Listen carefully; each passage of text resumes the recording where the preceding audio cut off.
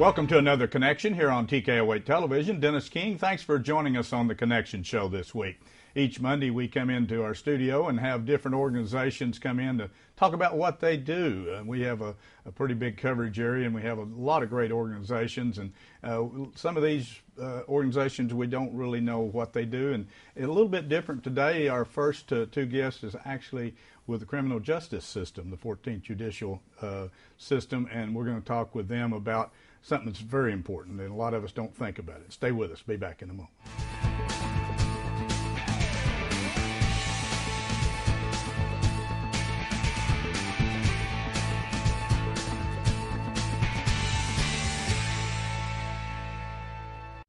Stop in at White Oak Station on Capps Road in Harrison and fill up with Shell gasoline, the highest quality gasoline with more miles per gallon, saving you money. Sign up for the Fuel Rewards card and save 5 cents per gallon every time. Plus, get an extra 5 cents off on Razorback Wednesdays. That's a savings of 10 cents per gallon. Check out their expanded deli and hot and cold food items. Capps Road, White Oak Station, where customer service is their #1 goal. We all need the help of a pharmacy from time to time. Sullivan Pharmacy would like to thank all their customers for supporting them as an independent local pharmacy. When you trade with an independent pharmacy, you deal with an owner that supports the local economy and charities. Visit Sullivan Pharmacy for any of your over-the-counter or prescription needs. It's important to keep helping those that help the community. Sullivan Pharmacy, 731 Main Street, Harrison, serving this area since 1965.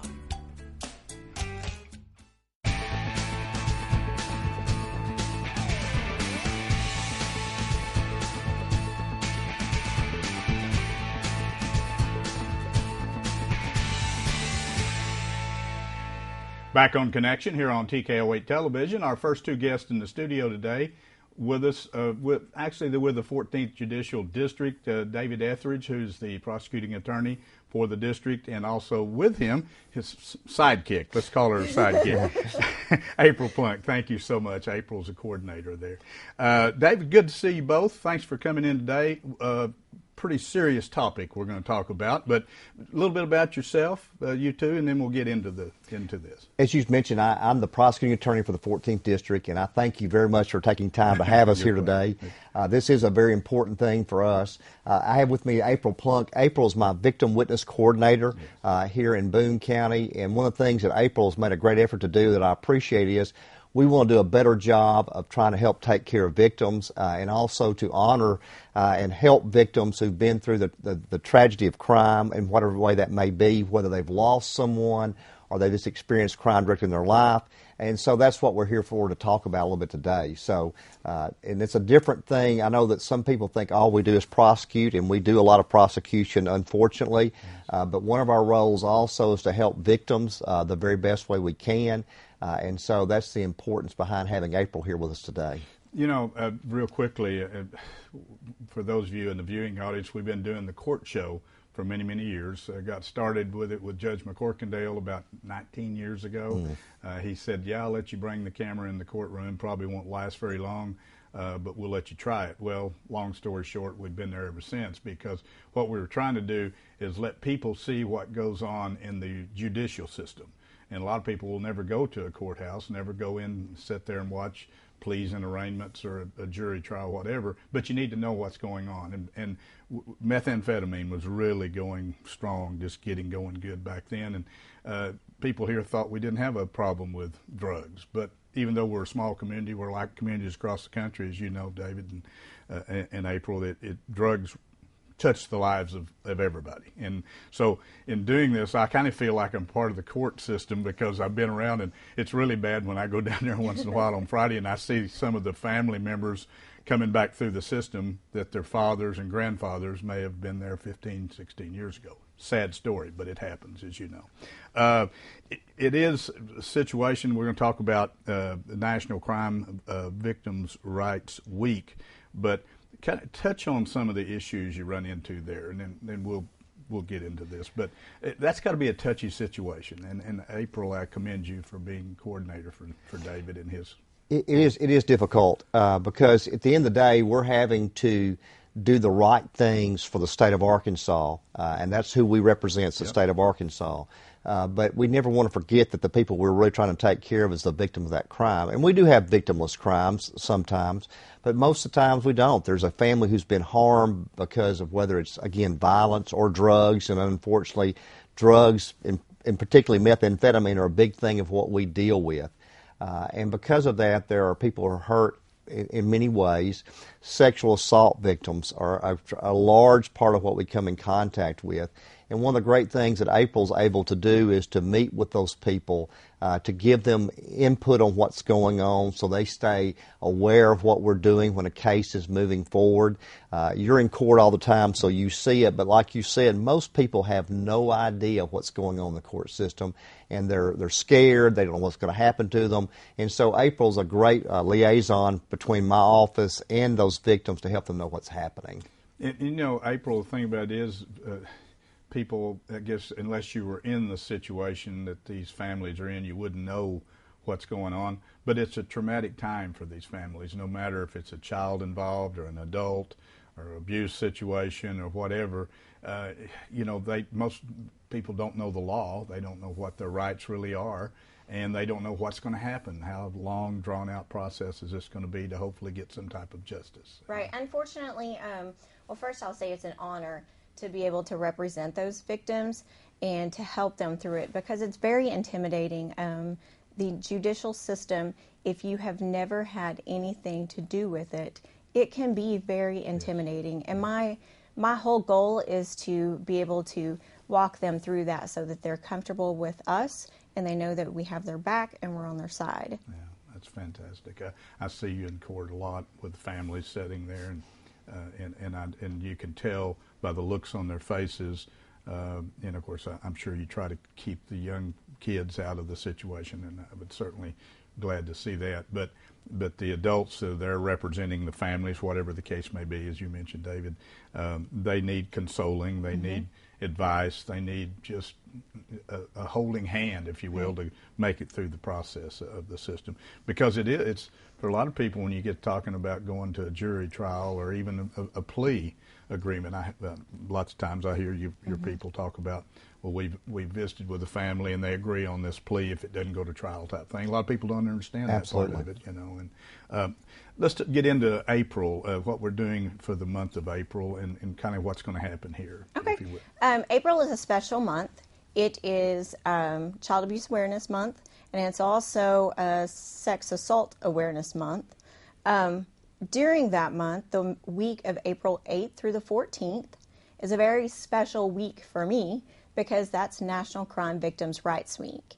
It's an annual event, and it's held nationwide. And that week is more or less just to honor our victims, to bring awareness and education to our community about services that are out there, the fact that we're out there to help them, and also to highlight the different organizations within the community that they can use as resources, and those special people that help them. And the thing about it is, and we do this show every week, as I mentioned, David, and we've had organizations, we've had people from DHS, from Grandma's House, from the Call, you can go on and on and on. We've had all those organizations in to tell what they do, but some people don't realize the circle, if you will, between, say, your office and all these other organizations that come together first maybe for identification of the issue, and then they come to you, or the state police crimes against children come, you know. So you're over the whole district, but all these other entities actually are the people that bring the information to you, and then you decipher it and decide which way to go, if I'm correct. Absolutely, absolutely. And working with victims, our theme this year for National Crime Victims' Rights Week is Expand the Circle. And I think that is so important to our community that we all work together to make sure that our crime victims are taken care of. I read the other day that there is 20 million Americans a year that are affected by some sort of crime. And so we want to make sure that they understand what is out there to help them. And also, to get the most of out of our resources. There are certain times that I can't devote enough attention or time to one person, but there's different organizations that can help me, and we can partner to do that. David, like in your office, let's say I feel like I'm a victim of, let's say there's maybe abuse. Do you actually get those? Do they actually come to see your people at your office? Yes, it's not really what we want to have happen always. I figured that's because we're really set up to move once a crime has taken place. Right. But we understand that we have a role in this community, and if it helps someone to come in and see us before that process is going on, we want them to feel able to do that, and we're glad to do it. Yes. Once that a charge has taken place, in other words, someone has been charged with a crime, April is going to be deeply involved by that time. But we do want people to come anytime they want to, and we do work, as you've mentioned, with these other organizations in our community. Boone County's got some outstanding folks out there who are really trying to help people on so many levels, whether it be sexual assault or drugs or with families. We're very fortunate in this community, and we don't need to lose sight of that. But they really make our job a lot easier because they're out there helping. Yeah, that's fantastic. We got about 3 or 4 minutes. What's going to happen? What are we going to be doing here? Okay, so on April 9th at 6 o'clock that night, we are having an event on the square. We will have a balloon release. We have a special guest speaker, Rebecca Petty. She is a state representative. She is going to come and speak. We will have each organization, Grandma's House, Sanctuary, Rape Crisis Center, will have something set up in honor of their victims or the people that have come and used their services this year. We'll have some hot dogs and just a good time. Well, good. That's going to be downtown on the downtown square. on the square Okay. at 6 o'clock. Okay. Before we close, I know we got these other organizations, and a lot of times you gather the information from them, but it's kind of like what they talk about with all the situations going on around the country with school shootings and blah, blah, blah. People just need to be aware of their surroundings, because if they see something that looks unusual, whether it may be child abuse or sexual abuse, whatever, if they don't know where to go, they do need to see somebody. And if it means coming to your office and you direct them in another area or whatever, they need to say something. Absolutely. The worst thing they can do is say nothing. Absolutely. And we are, again, I'm going to say one other thing about that. We are blessed in our community. We've got a great police department here in Harrison. Boone County Sheriff's Office does an outstanding job, and all the other local law enforcement offices, they really want to help people. April provides information to those offices to help them reach out to those people, and we want that to happen. And again, please, if something has happened, go to the right people. Go see that policeman, go see that sheriff's office, that state police officer. Come to us. We want to help. Yeah, the worst thing people can do is say nothing. Absolutely. Right. Because then it continues on. And it's funny we talk about that, because like the individuals from Grandma's House or whatever, they come in, they say, yes, the numbers sound astonishing that we talk about here, but the reason why is people are more aware than used to be 20 years ago. It was probably happening then, but with all the social media and with all the electronics and with all the organizations and agencies, it's better. At least we recognize it more. So. And I don't mean to go down the road, but Boone County did some great things years ago. In fact, Boone County funded me a victim witness coordinator. That's a great thing that our county judge and quorum court has done for this county, and provided me an office where I can meet with victims, and that's critical. And I thank them for doing that. Well, I do appreciate both of you for coming in today. Anytime we can do anything to help with your office or with your organization or events like this, please give us a call like you did. Thank you, April, Thank for you doing so that. much. We'd love to. And very appreciate it. And David, you do a great job. Heard a lot of things. You got a big area here to cover, but you do a good job and with stuff. Again, if you know some situation, you're not sure where to go to the authorities. Tell them. If there's nothing about it wrong, they'll tell you. If there is, you could be helping somebody, even saving their life in the future.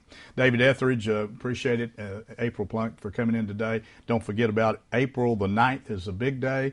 They're going to have it right down on the square. National Crime Victims' Rights Week. The whole week they're going to be recognizing people that are involved or have to deal with crime victims situation. Stay with us. Be back in a moment. We're going to talk with a gentleman from the House of Hope and what's going on there on Connection.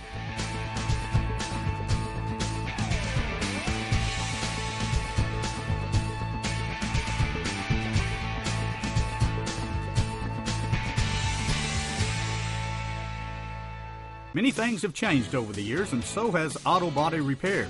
Even though Ozark Auto Body has been in business for over 30 years, they continue to change with the times.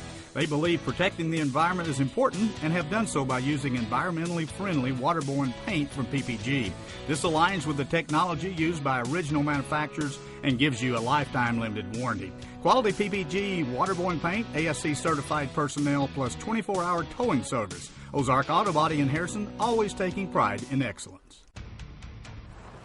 From the makers of the best-selling Yamaha Grizzly and Kodiak 700 comes the all-new Kodiak 450, the world's only midsize ATV with Yamaha-proven off-road capability, all-day comfort, and confidence-inspired performance. The all-new Kodiak 450, starting at just $59.99.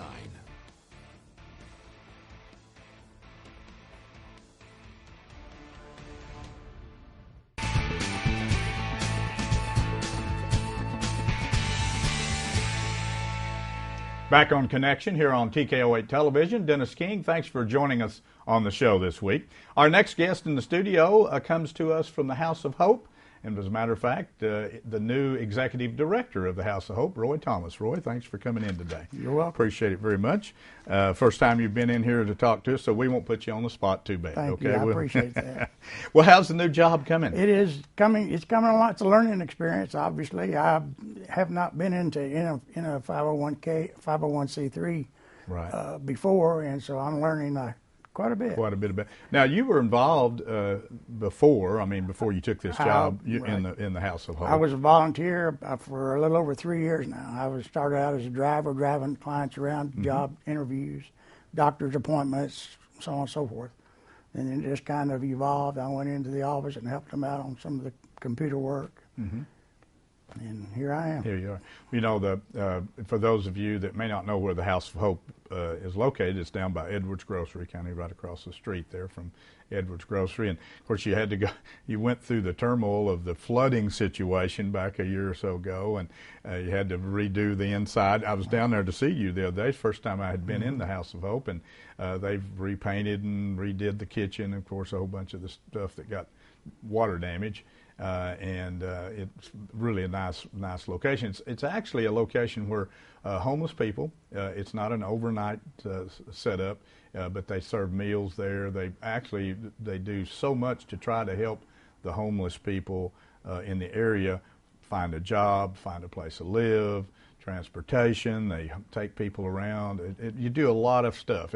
House of Hope started back, if I remember right, around July of 2012. Does that sound right? Yep. It's come a long way since then. It has, and we come out of every tragedy or every setback, you always come out better, and God blessed us, and we come out a lot better after the flood than what we were doing before the flood. Yeah, you really did. It was really good. Yeah, House of Hope is not unlike other organizations that are 501c3 nonprofits. You know, they're always struggling to keep money coming in to do the programs that they need to do for the community. And we're going to talk about a couple events coming up that they're going to be doing, one for the House of Hope and one for the new project. It's kind of a spin-off of the House of Hope, if you will, Hope Cottages, which is full bore and underway there. We've talked to Roy about that as well. One thing that you probably always need, other than money, is you need volunteers. Volunteers, you know. And what would, if I had some little bit extra time, what are some of the things I could help? Oh, we could help. You could help us with driving clients around. Like you do? We like to, in a perfect world, and we got plenty of dedicated drivers. We like to have a 24 hours advance notice, and then we can schedule out our next day. Obviously, there's emergency situations that comes up that we have to handle. Right now, we have no dedicated drivers, so basically all we're doing is emergency stuff. And as a rule, it's either myself or the client director that has to do that. Okay, so you're kind of down to that. We're looking, and occasionally we have some people that do drop in and say, yes, I can work 3 or 4 hours a day, and we'll put them to work. We can put them on the reception desk. I mean, we even can sweep floors. I mean, whatever. We do, most of our custodial work is done by community service people. Come in and do but that. Occasionally, there's a slack time in there. So, How do you do, Roy? I know, again, they had to redo the whole kitchen food service area down there. How do you serve food every day there? Or how's 5 days that a work? week. We serve breakfast Monday through Friday and lunch Monday through Friday. We do it, and we have hopeful meals that we serve that you buy online and pick up on Thursday evening between 5 and 6:30, I believe it is. And that is really helps a lot of people. They get off work, they don't feel like cooking. They can call it order Tuesday, pick it up, and generally the meals run 10 to $15 at the most. Mm-hmm. Rarely do they get to 15. Most of them are around $10. Okay, so that particular thing where you can go pick up your meal, that's just on Thursdays. It's just on Thursdays. And the meal itself, can you look online? Do you have like where they can see what it is and so forth? Yes, we do have on Facebook. There's a link into the Hope for Meals, and it has a menu. Honest with you, last week it was pork tenderloin. I'm not sure what it is this week, but you order it there. You square up and pay for it there, and then pick it up. We have three actual chefs that come in and prepare the meal on Thursday evening. Oh wow! So, and they're quite tasty actually. You've tried them out. I actually had pork tenderloin. Okay, we've got some time, but let's talk about a couple of the events you've got coming up, and we'll kind of take them in the order of the dates. This one actually is for raising money for the Hope Cottages. And okay, before we say that, tell a little bit about the Hope Cottages part of it, what that is, okay? That is going to be a 8-apartment complex for single ladies and their minor children. Okay. To get back on their feet after whatever happens, a husband passes away or a divorce or whatever. And it'll be a 90-day program, and we will have teaching them budgeting, cooking.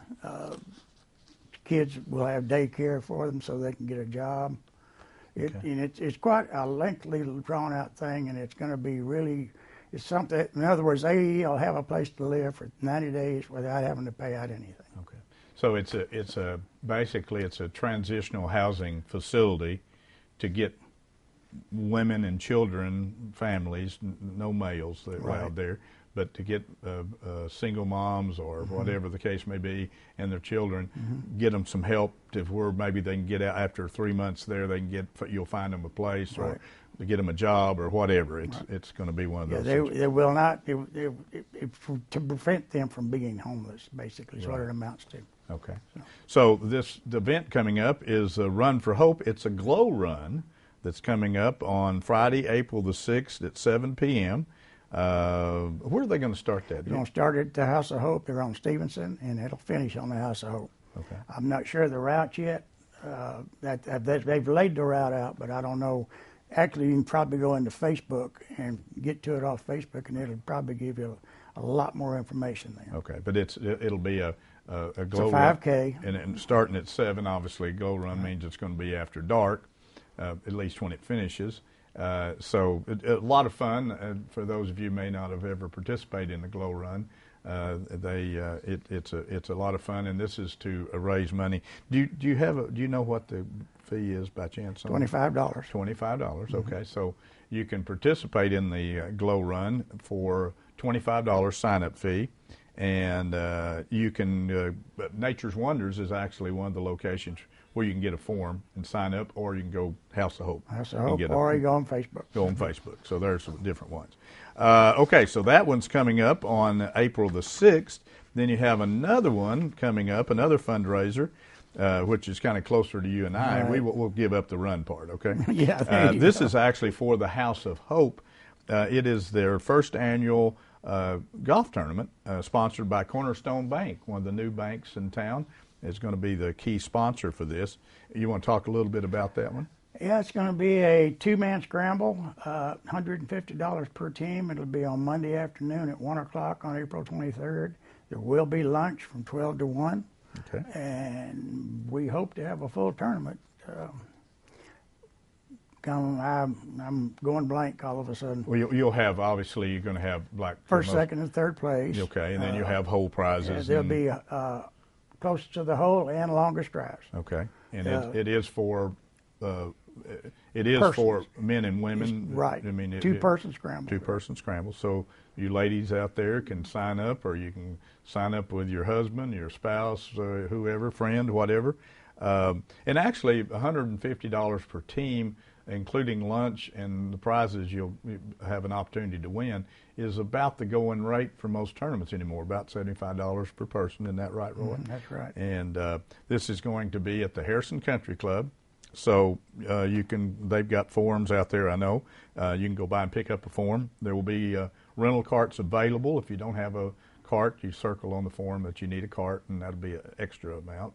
And some people have their own carts, so if you do have, you can utilize your own cart. So you're hoping, I'm sure, that this event's going to be a kind of an annual fundraising thing for the House of Hope. It takes a lot to operate the House of Hope, Yes, it does. It does. We're in the process of asking for our new budget through the ESG, which is the Emergency Shelters Grant that we've been getting since 2013. And the budget this year is the most we've ever asked for. It's just under $120,000. Wow. Whether we get it or not, I won't know that for several months. But that's what we're going to ask for. Okay. And that's just a part of it. That just covers part of what we do. The full budget runs almost $300,000 a year. I was starting to say you probably. You know, most of that comes, in fact, I'd say 75–80% of it comes from private donors. Yes.